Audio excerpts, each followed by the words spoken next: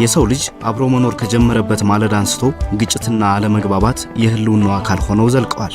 ነገር ግን ማህበራዊ ትስስር እንዳይላላ፣ የጋራ ህይወትን በጥርጣሬና በበቀል እንዳይናጋ ሁልጊዜም መፍትሄዎችን ሲፈልግ ኖሯል። ዛሬ ላይ ህግና መደበኛ የዳኝነት ስርዓት የመንግስት ሶስተኛው አካል ተብሎ ዓለምን ከመምራቱ እልፍ ዓመታት በፊት በሰው ልጆች ልብ ውስጥ የፍትህ፣ የእርቅና የሰላም ችቦ ደምቆ ይበራ ነበር። በዚህ ረገድ ሀገራችን ኢትዮጵያ የበርካታ መልካም እሴቶች ማህደር፣ የባህላዊ የሰላም ግንባታም ምሳሌ ናት። ከነዚህ ውብ እሴቶች መካከል ደግሞ ሽምግልናና እርቅ እንደ ሀገር ምሰሶ ሆነው ዘመናትን የተሻገሩ የጥበብ መገለጫዎቻችን ናቸው። በእኛ ባህል ሽምግልና ተራ ውይይት አይደለም፣ የቅድስናና የትልቅነት ማዕረግ እንጂ። ሽማግሌ ማለት እድሜን ብቻ የቆጠረ ሳይሆን ጥበብን ያካበተ፣ እውነትን ከሐሰት የሚለይ፣ በልቡ ውስጥ ለክፋት ቦታ የሌለው የሰላም አምባሳደር ማለት ነው። ሽማግሌዎች በአንድ ማህበረሰብ ውስጥ የፍትህ ሚዛን፣ የባህል ጠባቂና የትውልድ ድልድይ ናቸው። በሀገራችን ሰማይ ስር የሽማግሌ ቃል አይታጠፍም። የተከበረው ጸጉራቸውና የያዙት የክብር በትራቸው የሰላም ዋስትና ተደርጎ ይወሰዳል። የአገር ሽማግሌዎች የሰላም አጥር ናቸው። እነርሱ ባሉበት ጸባይ በረታም በቀልም አያድርም። እዛ አፍስር ቁጭ እንልና በዚያም ላይ እዚያ ቁጭ ብለን ጎበዝ እንግዲህ መጀመሪያ ላይ ምንድነው ወደ ሽምግልናነት መቀመጥ እኛ መርጣችሁናል። እኛ ደግሞ 5 ሽማግሌ ማለት 6ኛ እግዚአብሔር ነው። እሱን አባጣ ዋናው እሱ ነው። 6ኛው እሱ እንዲሞላለን ነው። 5 የሚሆነው 6ኛ እሱ ነው። ሰሞነኛ እንኳን ቅዳሴ ሲገባ እንኳን 5 ሰሞነኛ ሆኖ የሚገቡት 6ኛ እሱ ባለቤቱ እሱ ነው ብለን ነው እንተማመናለን። ከዚህ ወዲያ እንትን ተተባለ ወዲያ ሽምግልና እንቀጥላለን። ተቀጠልን በኋላ ምንድነው የምንለው? ሽምግልናውን እንግዲህ ጎበዝ ይህ ቦታ ላይ ያለን ለምለም ዛፍ ነው፣ እግዚአብሔር ፈቅዶን ነው። እዚያ ጋር ለፈተትሉ ደረቅ ቦታ ነው። ይህ የበቀለው ዛፉ እንኳን እግዚአብሔር ፈቅዶት ይህ ቦታ ላይ የእርቅ ቦታ የእሱ ቦታ ሆነ ነው። ቦታው ይሄ የጣርቃን ቦታ ስለሆነ ነው። እንዳትከዳዱ እንለና እውነቱን አውጡ እንላለን። ከዚህ ወዲያ እውነቱን አውጥተው ይገላገሉልናል። ያ ምንድነው የዛፍ ስር ሽምግልናው ምን ይላል? ዘርሐረጉ ሽምግልናው እንደ ዛፍ ስር ዘረጋ ይሆናል እንላለን። ከዚህ ወዲያ ሽምግልናው ወይም በዛፍ ስር ሊሆን ይችላል፣ በሃይማኖት ቦታዎችም ሊሆን ይችላሉ፣ በሜዳ ላይም ሊሆን ይችላል፣ በቤት ውስጥም ሊሆን ይችላል። እንዳጋጣሚ እንደ ቦታው እንደ አካባቢው ስለሚለያይ ማለት ነው። በዚያ ሆነው ግራና ቀኝ አድርገው ተበዳይ ተጠያቂ ይሆንና አንዳንዴ ተበዳይ ደግሞ ይገለልና በዳይም እንደዚሁ ለየብቻው ይጠየቃሉ። መጨረሻ ላይ አንድ ላይ አድርገው ወደ መስማማት ሲመጡ አንድ ላይ አድርገው ወደ ውሳኔ ይኬዳል። ባህል ሽማግሌ ማለት አሸናፊና ተሸናፊ የሌለው እዚያው ሁሉንም ጣጣ ጨርሶ አስታርቆ ምን ብሎ እህል ውሃ ተደርጎ በሚያስፈልገውን ነገር ተደርጎ የመጨረሻ ተጨባብጠው ተሳስመው የሚሄዱበት። ይሄ ባህላዊ ሽምግልና ስንሸመግል ምንም አይነት ከሰው መረጃ አንፈልግም፣ ምስክር አንፈልግም፣ ምንም ነገር አንፈልግም። እኛ የምንፈልገው ምንድነው? የቦታ መረጣ ነው። ቦታ መረጣው ሰውየው ከበድ ያለ ወንጀል ካለው ወይም የሆነ ውሸት ነገር የሚያስፈልግ ከሆነ የሃይማኖት አባቶች እጅግ ከፋ ካለ መስቀል እዛው ይወጣሉ። እዚያ ጋር ሲደረግ መስቀሉን ሰውየው ሲያይ የመዋሸት ባህሪ አይከሰትበትም። አምላክ ያየኛል ብሎ ያምናልና እውነቷን እዚያ ያወጣል። ከዚያም በኋላ እውነት ይሆናል። ያም የሚከራከረው ሰውዬ እውነቱ ከወጣልኝ በእግዚአብሔር ፊት ቃል ገብቻለሁ ይላል። ይስማሙልናል። በእንደዚያ ነው እውነታውን የምናወጣው። አሸናፊና ተሸናፊ የለም፣ ወሳጅና ተወሳጅ የለም። ነገሮቹ ሁሉ ሁለት እኩል ነው የሚታየው። ዝምድናውም እኩል ነው፣ ገንዘቡም እኩል ነው፣ ሁሉ ነገር እኩል ነው። ምንም አሸናፊነት ተሸናፊ የሚባል ነገር የለም። ቀጣይነት ወዲያው እዚያው እህሉ አባብለን እንለቋ እዚያው ከዚያ እንደወጣ ኑሮ ነው የሚቀጥለው፣ ሰላማዊ ነው የሚቀጥለው። አስበላኝ ከሰስከኝ ሰው ፊት ጣልከኝ የሚባል ነገር የለም። እውነቱ ነው እንዲወጣ ነው የምናደርገው። ያን ጊዜ መጀመሪያ ላይ ወደ እንትኖች ይገባ ምንድነው እምነት አውጡ፣ ቤተሰባዊነት፣ ውሸት አያስፈልግም። በእውነት ከሆነ ብለን ነው የምናስቀምጠው። ከዚህ ወዲያ እነሱም ወቃሽ አንደኛ ተበዳይ እናቀርባለን። ይህን አድርግ ወይ ነው በድል ወይ ነው በዚህ አድርግ ወይ ነው ይህን ይላል። ያም ደግሞ እውነቱን ብለናልና እሱም ደግሞ ምንድነው የሚለው ትክክለኛ ነው፣ ይህን ሰርቼዋለሁ፣ ይህን አድርጌዋለሁ፣ እንደዚህ በድሌዋለሁ ይላል። ከዚህ ወዲያ እውነትና እውነት ያምነው ያ የተበደለው ሰውዬ በጣም ይደሰታል። በጣም ምንድነው የሚለው በጣም እኔ እንዲያውም ይለናል መጨረሻ ላይ እውነቱን እኔ ተምካስ እንኳን ደህና ይሄ ይበቃኛል፣ እውነቱን አውጥቶልኛል፣ ካሰኝ ግን ክድወይ ቢሆን ነበር ዝምድናችን የሚቀረ ይለና ይተማመናሉ። ከዚህ ወዲያ ካስማማናቸው በኋላ ምንድነው የምናደርገው? ወደዚያው ነው በሩሽ እንግዲህ ወዲያ መቼም ያን ጊዜ ውለታ መጣጣፍ አይጣፈ ምንም አይባልም። እዚያው ላይ ነው። ሁለተኛ ላይ እንዳትከዳዱ እንልና አፈር ምናምን እንተነነልና እዚያችሁ አፈር እናጨባበጥና ቤተክርስቲያኑ እዚያችሁ አካባቢ ላይ ከእጅን ይክዳ ከእጅ ካለ እንግዲህ ወዲያ በዚህ ተገላግላችኋል። ከእጅ ካለ ይክዳ እንልና አፈር እናጨባበጥና እዚያ ቦታ ላይ እዚያው ቤተክርስቲያኑ ግቢ እናስቀበራለን። ከዚህ ሽምግልና ተራ ስብሰባ አይደለም፣ ቅዱስ ተግባር የሚፈጸምበት እንጂ። ወዲህ ደግሞ ባህላዊ የእርቅ ስርዓት አሸናፊና ተሸናፊ የለውም። ዓላማው አንዱን ጥፋተኛ አድርጎ መቅጣት ብቻ ሳይሆን የተቋረጠውን ማህበራዊ ግንኙነት መልሶ መቀጠል ነው። እዚህ ጋር ሰው በሰውነቱ ይክበር፣ እውነትም ቦታዋን ተያዝ የሚለው መርህ ከምንም በላይ ይቀድማል። ምክንያቱም ሽማግሌዎች የሚመረጡት በታማኝነታቸው በሚዛናዊነታቸውና ፈጣሪን በመፍራታቸው ነው። በዛፉ ጥላ በሚያምረው መስክ በገደልና ሸለቆዎቻችን መካከል ከትውልድ ወደ ትውልድ የተላለፈ አንድ ታላቅ ሚስጥር አለ። እሱም ቂምን በጥላቻ ሳይሆን በይቅርታ፣ ቁስልን በበቀል ሳይሆን በሽምግልና የመፈወስ ድንቅ የጥበብ እሴታችን ነው። ኢትዮጵያ የነገስታትና የጀግኖች ምድር ብቻ አይደለችም። የሰላም መሐንዲሶች፣ የሽማግሌዎችና የእርቅም ምድር ናት።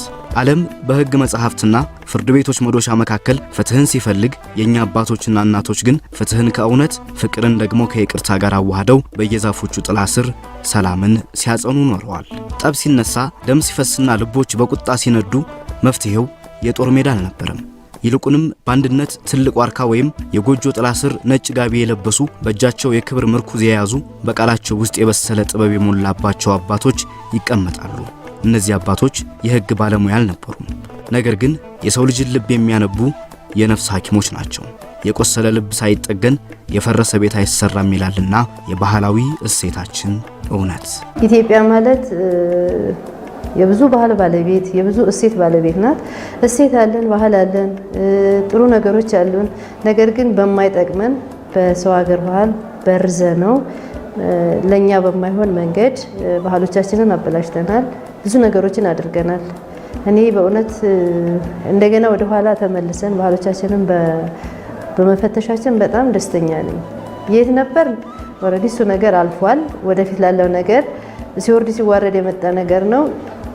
አደግን ከሚሉት ሀገራት የተሻለን ባህል የተሻለ እሴት ያለን ሰዎች ነንና እንሰራበታለን። ስንሰራበት የኖርን ነው። ትልቁ ነገር ምንድነው? የመንግስትንም ስራ ያቃልላል። በጣም ትልቁ ነገር ማለት ነው። ምክንያቱም አብዛኛው ህዝብ የሚኖረው ታች ነው። ባህል ያለው ህዝብ ነው። እሴት ያለው ህዝብ ነው። የሚኖረው በባህሉ ነው፣ በእሴቱ ነው። በዛው በኖረበት በእሴቱ ችግሩ ሲፈታለት ነው ሁሉም ነገር የሚቀለው ማለት ነው። በትንሽ በትልቁ ወረዳ ፍርድ ቤት ላይ፣ ዞን ፍርድ ቤት ላይ የተለያዩ ነገሮች ላይ መጎተት ማለት አንደኛ ነገሮች እየተጓተቱ ነው የሚሄዱት። እሱም ችግሩ አይፈታለትም። ብዙ የኢኮኖሚ የማህበራዊ ብዙ ቀውሶች ይደርስበታል። ይሄ ፍርድ ቤት መቋቋሙ ግን እነዛን ነገሮች ኦልሞስት 90% ይቀንሳል ብዬ አምናለሁ፣ በእኔ እምነት ማለት ነው።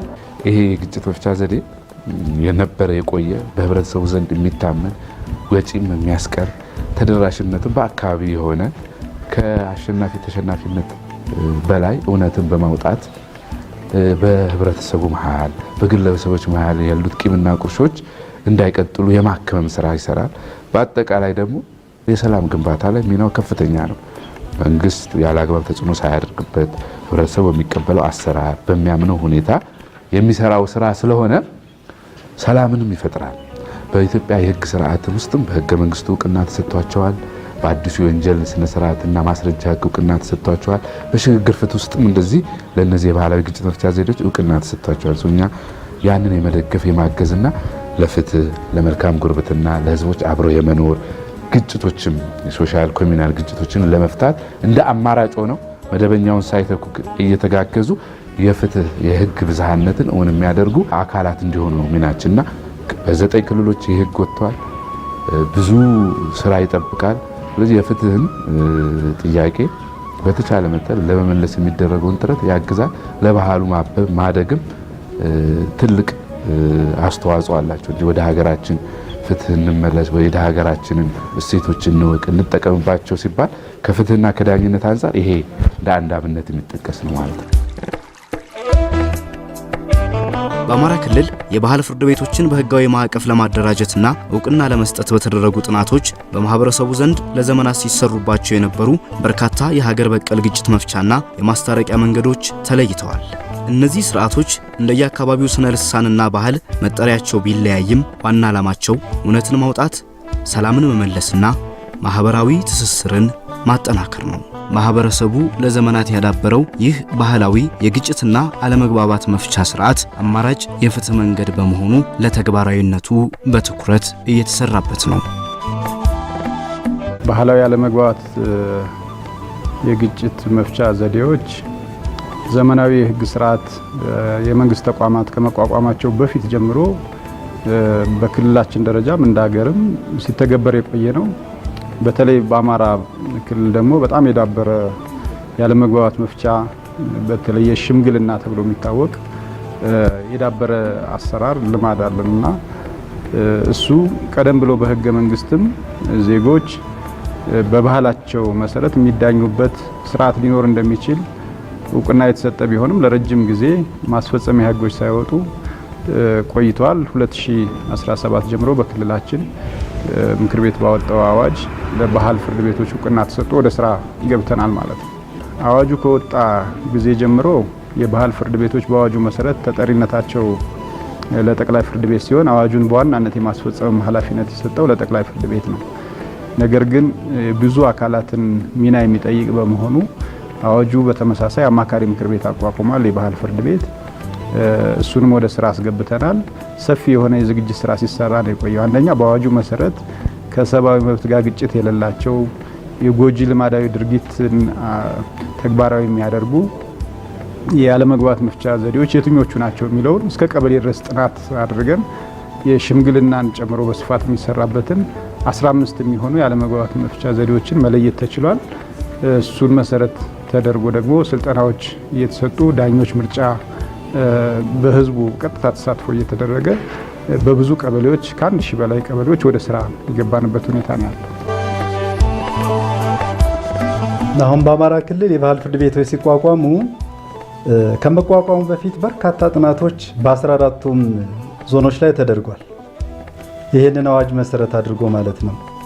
እንደ ሰሜን ሸዋ ያየን እንደሆነ አለመግባባት የሚፈታበት አግባብ በጥቅል ሽምግልና ተብሎ የሚጠራ ሲሆን በሌሎች ዞኖች ላይ ሆነ ያየን እንደሆነ አበጋር፣ ዱለት፣ አማሬቁና፣ አውሳድ፣ ጎረዋ አባአሊ፣ ረከቦት፣ ክፍሉ፣ ሰንየ ሰገድ፣ ሰባቱ ከዘራ የሚባሉና ዙፋን ማልዋጅና ሌሎችም በጥቅሉ 15 የሚሆኑ ባህሎችን ጥናት ተደርጎ እውቅና የተሰጠበት አግባብ አለ ማለት ነው። ጠቅላይ ፍርድ ቤት ትኩረት ሰጥቶ ከሚሰራባቸው የማሻሻያ ፕሮግራሞች አንዱ የባህል ፍርድ ቤቶችን ማጠናከር፣ ማደራጀትና ወደ ስራ ማስገባት ነው። እንደ ሰሜን ሸዋ 32 ወረዳዎች አሉ በዞኑ ስር። በ32 ወረዳዎች ደግሞ ወደ 450 አካባቢ የሚደርሱ ቀበሌዎች ይገኛሉ። በ32ቱም ወረዳና በእነዚህ በሁሉም ቀበሌዎች ስር የባህል ፍርድ ቤት ዳኞች መደራጀት መቻል አለባቸው። አሁን ባለው ሁኔታ በ94 ቀበሌዎች በ25 ወረዳዎች የባህል ፍርድ ቤት ተዋቅሮ ወይም ተደራጅቶ ይገኛል። በእነዚህ 94 የባህል ፍርድ ቤቶች ውስጥ ወደ 35 አካባቢ የሚደርሱ ጸሐፊዎች ቅጥር ፈጽመናል። ስልጠናዎች በመሰጠት ላይ ይገኛሉ። የአማካሪ ምክር ቤትም በመቋቋም ላይ ይገኛል። በርካታ ስራዎች በመሰራት ላይ ይገኛል ማለት ነው። አሁን ባለው ሁኔታ ህዝቡ በጣም ደስተኛ ነው። ምክንያቱም የሽምግልናው ስርዓት ነበረ በፊትም አሁንም በህግ እውቅና ሲሰጥ ባህሉ ላይ ለመጨመር ለመቀነስ ሳይሆን ባህሉን ለማዳበር ነው። እንደ መንግስት ያሉ ባህሎች እንዲዳብሩ እንዲያድጉ ይፈለጋል እና እነዚህ ያለመግባባት መፍቻ ስርዓቶችን በተመሳሳይ እንዲዳብሩ ለማድረግ መንግስት በአዋጅ አውጥቶ እውቅና ሰጥቷል። በዚህ ማህበረሰቡ በጣም ደስተኛ መሆኑን ከምንሄድባቸው የተለያዩ መድረኮች አስተያየቶች ማየት ችለናል። በዚህ በሰሜን ሸዋ ደብረ ብርሃን ከተማ የባህል ፍርድ ቤቶችን ስራ ለማስጀመር በነበረው መድረክና በተለይ ደግሞ እዚህ ልቼ ቀበሌ ላይ እንደ ሞዴል ስራ የጀመሩ የባህል ፍርድ ቤቶችን በጣም በሚገርም ሁኔታ በተደራጀ መንገድ ለትውልድ በሚተላለፍ የሚሰጧቸው ውሳኔዎች በአግባቡ ተጽፈው ተሰንደው የሚያዙበት አይነት የከተማ አስተዳደሩም ከፍተኛ ድጋፍ አድርጎ ከከፍተኛ ፍርድ ቤቱ ጋር ብዙ ስራዎች እየተሰሩ እንደሆነ አይተናልና በዚህም በጣም ደስተኛ ነን። የህዝቡ ማስተያየት በጣም ትልቅ ነው። አሁን እውቅና የተሰጣቸው ያለመግባባት መፍቻ ዘዴዎች ከስማቸውም እንደምንረዳው አማራጭ ስርዓቶች ናቸው። የመደበኛው ስርዓት የፍርድ ቤት አሰራሩ የሚቀጥል ነው የሚሆነው። ነገር ግን ለዜጎች የፍትህ ተደራሽነትን ለማስፋት ምርጫዎችን ለማስፋት ነው። ሁለት ተከራካሪ ወገኖች መደበኛ ፍርድ ቤት ነው ጉዳይ መውሰድ እንፈልግ ወይስ ደግሞ በባህሌ መሰረት ነው ምዳኝ የሚለው ለነሱ ምርጫ የተተወ ነው። አንዴ በመርጠው የባህል ፍርድ ቤቶችን ከመጡ በኋላ ግን የሚሰጡ ውሳኔዎች አስገዳጅ እንዲሆኑ የህግ ድጋፍ እንዲኖራቸው ጥበቃ እንዲኖራቸው ተደርጓል ማለት ነው። ይሄ ማለት ግን የመደበኛ ፍርድ ቤቱ ስላልሰራ አይደለም፣ ለዜጎች አማራጭ ከማስፋት አንጻር ነው። ይሄ መሆኑ እዛው ሳለ ደግሞ ሌላ ጠቀሜታ አለው። ፍርድ ቤት ላይ ያለውን ጫና በእጅጉ ይቀንሳል። ጫና ቀነሰ ማለት ዳኞቻችን በቂ ጊዜ ያገኛሉ። የሚያቸው ጉዳዮችን በጥንቃቄ በጥራት ዳኝነት ለመስጠት እድል የሚሰጥ ስለሆነ ሁለቱ ጎን ለጎን እየተደጋገፉ የሚሄዱ ስርዓቶች ናቸው ማለት ነው። ባህላዊ የግጭትና አለመግባባት መፍቻ ስርዓቶች ቀላል፣ ተደራሽና ወጪ ቆጣቢ ናቸው። መደበኛ ፍርድ ቤቶች ከፍተኛ የጥበቃ ጊዜ፣ የጠበቃና የክስ ሂደት ወጪንም ይጠይቃሉ። በአንጻሩ ባህላዊ የፍትህ ስርዓቶች በማህበረሰቡ ዘንድ በቀላሉ የሚገኙ ረጅም ቀጠሮ የሌላቸውና አነስተኛ ወጪ የሚጠይቁ ናቸው። ባህላዊና ስነ ልቦናዊ ተቀባይነታቸው ማህበረሰቡ ለባህሉ ለእምነቱና ለሽማግሌዎች ብሎም ዳኞች የሚሰጠው ክብር፣ በዚህም ምክንያት ከባህላዊ ፍርድ ቤቶች የሚሰጡ ውሳኔዎችና ስምምነቶች ከህግ ገደብ በላይ የህሊና ተገዥነትን ስለሚያስከትሉ በተገዳዳሪዎች ዘንድ በቀላሉ ተፈጻሚ ይሆናሉ።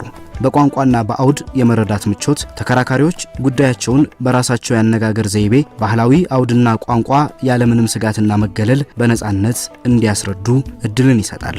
ስለሆነም ባህላዊ ፍርድ ቤቶችን አደራጅቶ ወደ ስራ ማስገባት ፋይዳው የጎላ ነው። በመደበኛ ፍርድ ቤት እንደ እኔ አይቻለሁ። ብዙ ጊዜ ብዙ ሰዎች ሲከራከሩ 2 ዓመት 3 ዓመት ፈጀብን የሚሉ ሰዎች አሉ። እውነት ለመናገር ባዷቸውን እስከሚቀሩ ድረስ ተከራካሪዎች ከሁለቱም ወገን ባዷቸውን እስከሚቀሩ ድረስ ያለ ሀብታቸውን ሁሉ ጥሪታቸውን ሁሉ እስከሚያራግፉ ድረስ የሚሄድበት መስመር አለ። ክርክሩ ይግባኝ የሚባል ነገር አለ። ምን አለ የተወሰኑ ነገሮችን ይሄ እንደዚህ አይነት ነገሮችን ይሄ ባህላዊ ፍርድ ቤታችን ያስቀራል።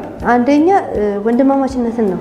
ሁለተኛ ደግሞ ለሽማግሌ ደግሞ የነፍስ ስራ ነው ትልቁ ነገር ማለት ነው። እኔ እዚህ ጋር ቁጭ ብዬ ደሞዝ የምጠብቅ ወይ ሌላ ነገር የምጠብቅ ሰው አይደለሁም። ሁለት ባልና ሚስት ተጣልተው ችግራቸውን ከፈታሁላቸው እኔ ደግሞ የጽድቅ መንገዴን እያስተካከልኩ ነውና ትልቁ ነገር ይሄ ነው ከእምነታችንም አንጻር ማለት ነው።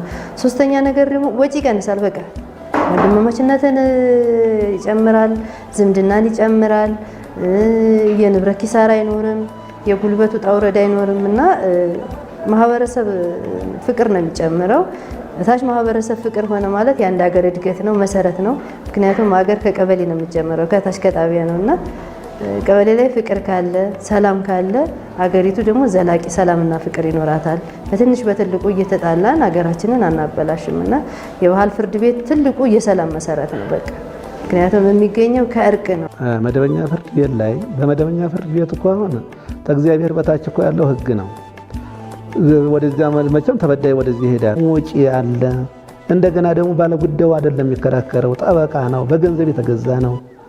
ጉዳዩን እኮ ሄዶ መናገር አይችልም። በጠበቃ ገዛ፣ የሱ ጉዳይ አይደለም። ምስክሩም ሌላ ነው፣ ያላየ ነው፣ ተጎረቤት የመጣ ነው፣ ተደላጋ የመጣ ነው፣ በገንዘብ እኮ የተገዛ ነው። ያን ጊዜ እኮ ቢያሸንፍም ዝምድና የለም፣ ጉርበትና የለም፣ ቤተሰባዊነት የለም። ባህላዊ ሽምግልና እኮ ምንድን ነው የሚገላግሉት ሰዎች ከዚያው ከጎረቤት ከዚያው ላይ የሚያውቁ ስር ነቀሉን የሚያውቁ አኗኗራቸውን የሚያውቁ መብቱን የሚያውቁ ችግሩ የመጣበትን የሚያውቁ ናቸው እኮ። ያን ጊዜ እኮ ምንድን ነው ወቃሽም ተወቃሽም ፊት ለፊት ቀርበው የሚወቀሱበት እኮ ነው። ያን ይወቅሳል። አዎ የተበደለውን ይህን አድርጎኛል ይላል፣ ይናገራል።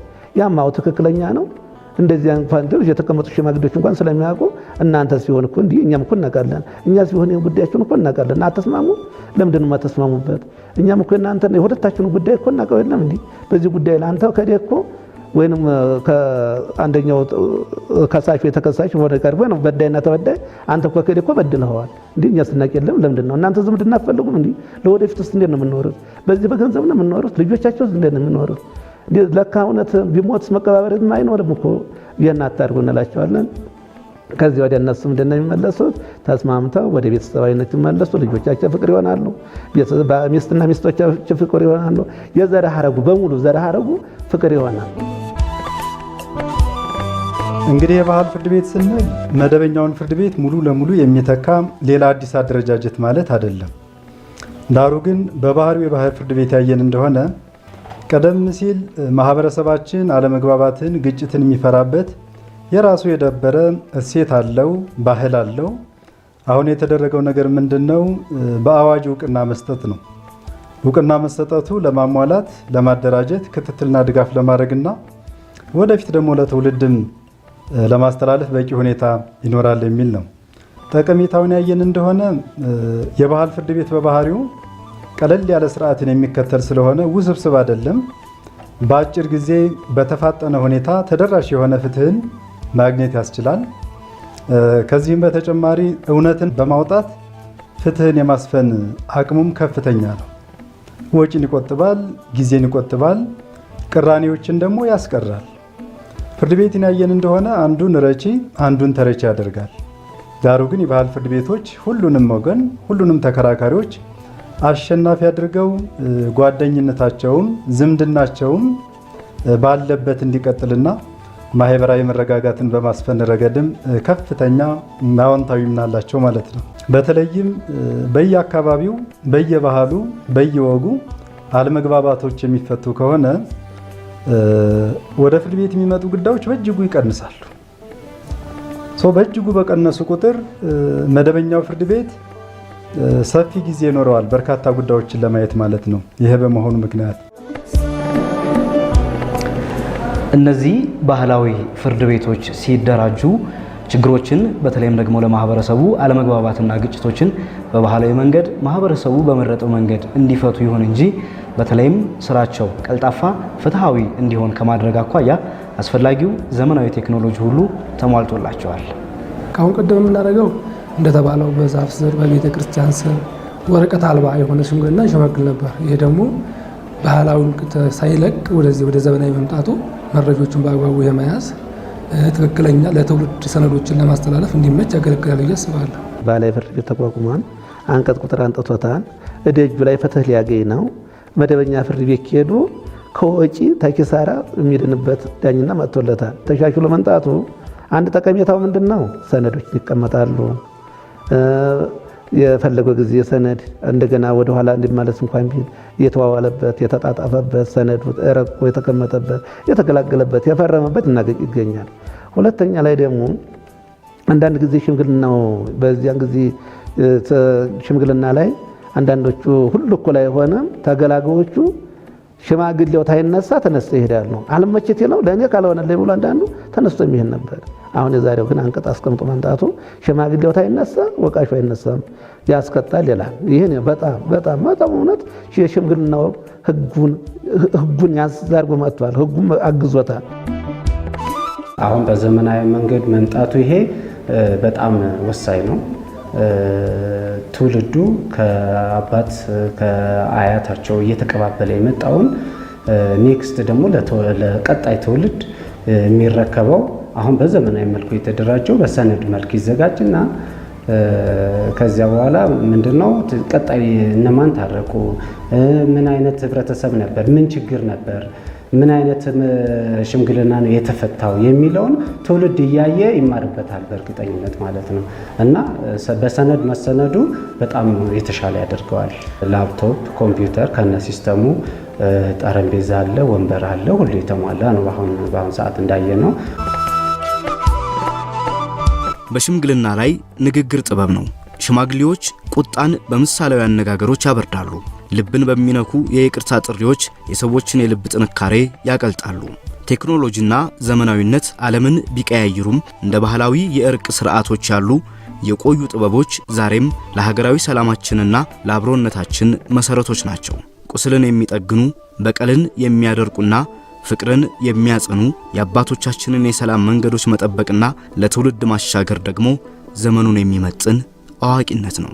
የፍትህ መገኛ ምንጮች መሰረቶች መደበኛው ስርዓት አለ። ከመደበኛው ስርዓት እንዲሁ በትይዩ ለዘመናት የቆየ የዳበረ ህብረተሰቡ የሚጠቀምበት የባህላዊ የልማዳዊ የዳኝነት ስርዓት፣ የግጭት መፍቻ ስርዓት፣ የሙግት ስርዓቶች አሉ። እነዚህ ስርዓቶች ዘመናዊ የህግ ስርዓት ከመጀመሩ በፊት ለዘመናት ያሉ ናቸው። አሁንም ጠቀሜታቸው ከፍተኛ ነው። ነገር ግን በህብረተሰቡ ዘንድ ከፍተኛ ተቀባይነት ያላቸው ቢሆንም መንግስት፣ ሀገር፣ ተቋማት ተገቢውን እውቅናና ጥበቃ የመስጠት ስራቸው አነስተኛ ነበረና ያንን ታሳቢ ማድረግና የፍትህ ምንጮችን በማስፋት የመደበኛውን ስርዓት ሳይጋፉ እነሱን ሳይወዳደሩ ተደጋግፈው መሳ ለመሳ ሆነው አማራጭ የፍትህ መስጫ እንዲሆኑ በማድረግ የፍትህ ማግኛ ምንጮችን ለማስፋት የተደረገ ስራ ነው። በዚህም መሰረት የባህላዊ የዳኝነት፣ የባህላዊ የሽምግልና፣ የባህላዊ የግጭት መፍቻ ዘዴዎችን እውቅና ሰጠን ተግባራዊ እንዲሆኑ በመደበኛ የፍትህ ስርዓትም ወይም የመንግስት አካላትም የነዚህ የሚሰጡ ውሳኔዎች ተቀባይነት እንዲያገኙ የማድረግ ስርዓት መፍጠር አለብን በሚል በሀገር አቀፍ ደረጃ በህገ መንግስቱም የሚፈቅደው ስርዓት ነው። ይሄ የባህል ፍርድ ቤቶችን በቀበሌ ደረጃ በታችኛው እርከን ደረጃ ተግባራዊ ማድረግ ሁለት መሰረታዊ ዓላማዎችን ያሳካል። አንደኛው የፍትህ ተደራሽነትን የህዝቡ ወዳለበት በአካባቢው በአቅራቢያው ስለሚዳኝ ጊዜን ወጪን ይቆጥብለታል። ከዛ ውጭ እርቅን መሰረት ያደረገ ስለሆነ ቂም በቀልን ይሽራል። ዘላቂ የሆነ ሰላማዊ ግንኙነት እንዲኖር በዜጎች መካከል እድል ይሰጣል። የተወሳሰበም አይደለም። የአካባቢው ማህበረሰብ በሚያውቀው በራሱ ቋንቋ በለመደው በሚያውቃቸው የአካባቢው ሰዎች የሚዳኝበት ስለሆነ ቀላል የሆነ ስነ ስርዓትን የሚከተል ነውና ፍትህን በማስፋት ረገድ በተለይ ተደራሽ ዳኝነትን በመስጠት ረገድ ከፍተኛ ጠቀሜታ አለው። ይሄን በአንድ በኩል ማየትና ለዚህ ተግባራዊነት ተደጋግፎ መስራት ያስፈልጋል። ሁለተኛው ደግሞ ይሄ የዳበረ ባህላችን ነው። በተለይ አማራ ክልል ላይ በደንብ የሚታወቅ የሽምግልና ስርዓት፣ ሌሎችም ወደ 14 የሚሆኑ ተጨማሪ ስርዓቶች አሉ። እነሱን ጠብቆ ለትውልድ ማስተላለፍ ያስፈልጋልና እነዚህ ሁለቱን ዓላማዎች ለማሳካት ድርሻ ያላቸው ሁሉም አካላት የመንግስት አስተዳደር እስከ ቀበሌ ያለው የዳኝነት አካላት ሁሉ ሌሎች ተቋማትም እዚህ ላይ በጋራ መስራት መረባረብ አለባቸው። እንግዲህ እነዚህ የባህል ፍርድ ቤቶች በጣም መጠናከር አለባቸው፣ ተግባራዊ መደረግ መቻል አለባቸው። በፍርድ ቤቶች ደረጃ ብቻ ሳይሆን ውጤታማ ሊሆኑ የሚችሉት በአዋጁ በመመሪያው ላይ እንደተቀመጠው የብዙ አጋር አካላትና ባለድርሻ አካላትን የትብብርና የቅንጅት ስራዎችን ይጠይቃል።